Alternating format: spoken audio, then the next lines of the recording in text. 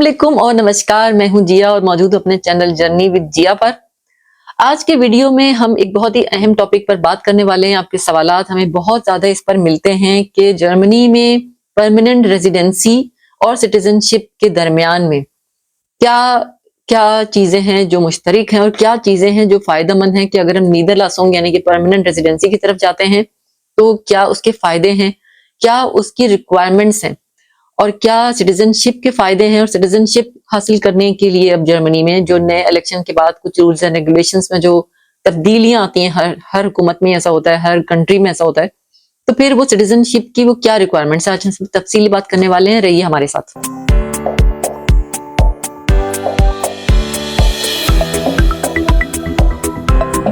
तो हम बात करते हैं कि परमानेंट रेजिडेंसी और सिटीजनशिप, इन दोनों के दरमियान में क्या क्या फर्क है, दोनों की क्या क्या रिक्वायरमेंट्स हैं और दोनों की क्या क्या खास पॉइंट्स हैं।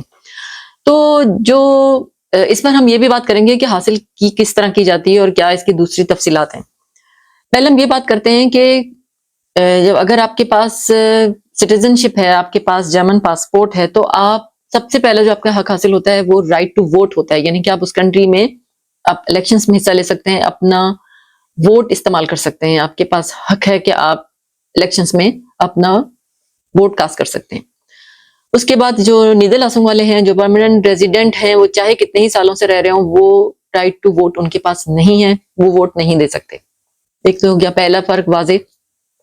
उसके बाद आ जाती है बात आपकी परमानेंट स्टे की, कि सिटीजनशिप जिसके पास है और जिसके पास जर्मन पासपोर्ट है, वो एक अपने यानी इस जर्मनी से निकलकर दुनिया में कहीं पे भी अपने देश में सालों रहता रहे और वो किसी वक्त भी वापस सिटीजनशिप के जैसे दूसरे मुल्कों के कवानीन है, यहाँ पर भी यही है कि आपके पास अगर पासपोर्ट है तो आप किसी वक्त भी वापस आ सकते हैं।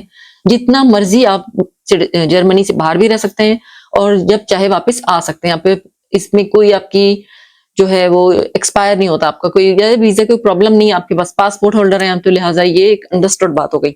लेकिन जिन लोगों के पास नीदरलासुंग है या जो वो लेंगे, तो परमानेंट रेजिडेंसी वालों के लिए ये कानून होता है, जो अक्सर और बेशतर मुल्कों में ऐसा ही है कि आप यानी बहुत से बहुत आप 6 मंथ्स आप जो है अगर बाहर हैं तो आपको 6 मंथ की जो डेट है उससे पहले आकर आपको टच करना होता है, आपको जर्मनी में एंटर होना पड़ेगा, वरना आपकी जो रेजिडेंसी है, परमानेंट रेजिडेंसी नीदरलासुंग जो है वो एक्सपायर हो जाएगा। अब इस परमानेंट रेजिडेंसी के लिए और दूसरी जो रिक्वायरमेंट्स है उसमें एक बहुत जरूरी ये है कि आपकी क्रिमिनल रिकॉर्ड कोई ना हो, यानी आपका कोई सीरियस क्रिमिनल रिकॉर्ड ना हो।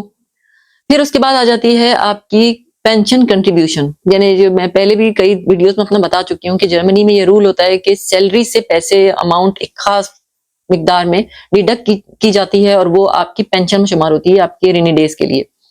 तो ये पेंशन रिडक्शन की यहाँ जो बात है, यानी पेंशन कंट्रीब्यूशन की जो बात है, उसकी मुद्दत है एटलीस्ट आपने 60 मंथ्स आपने ये अपनी जो सैलरी में से आपकी पैसे जो डिडक्ट हो रहे हैं उसकी मियाद जो है वो 60 मंथ्स है। यानी आपने तकरीबन 5 साल ऐसा हुआ हो आपके साथ, यानी कि आपने 5 साल मुसलसल आपकी पेंशन डिडक्ट होती रही, यानी पेंशन कंट्रीब्यूशन की एक मुद्दत जो है वो 60 मंथ्स है।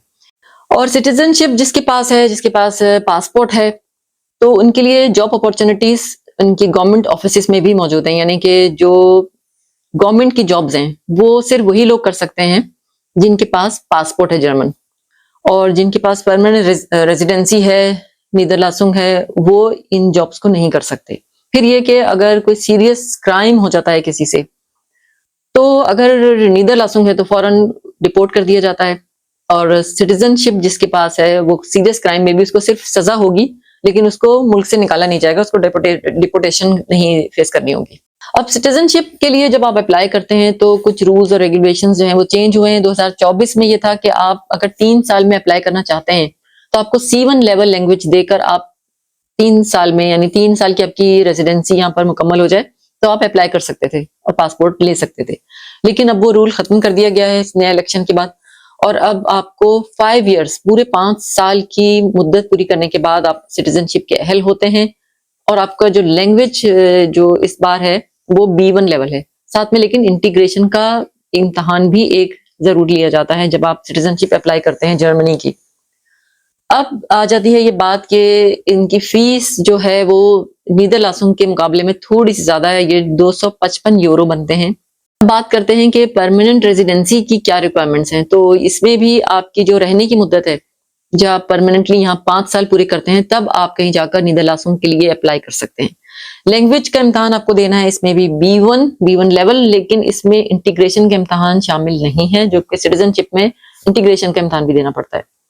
फिर यहाँ एक चीज है कि आप फाइनेंशियली स्टेबल हों, आप किसी भी तरीके से गवर्नमेंट पर डिपेंड ना करते हो अपनी नेसेसिटीज ऑफ लाइफ के लिए, आप फाइनेंशियली स्ट्रांग हो, आपकी जॉब ऐसी है कि आप गवर्नमेंट पर डिपेंड नहीं करते।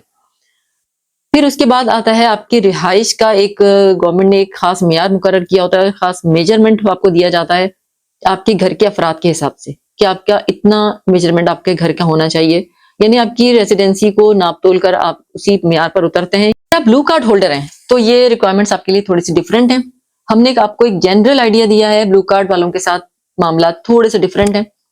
अब आते हैं इसकी फीस पर, यानी नीदरलैंड्स की बात जैसे चल रही है तो इसकी फीस सिटीजनशिप के मुकाबले में कम है, 113 एस के अराउंड समथिंग है। और जब आप सिटीजनशिप हासिल करते हैं, आपके पास जर्मन पासपोर्ट होता है, तो 190 कंट्रीज दुनिया के ऐसे होते हैं जहां आप विदाउट वीजा आप आराम से आ जा सकते हैं।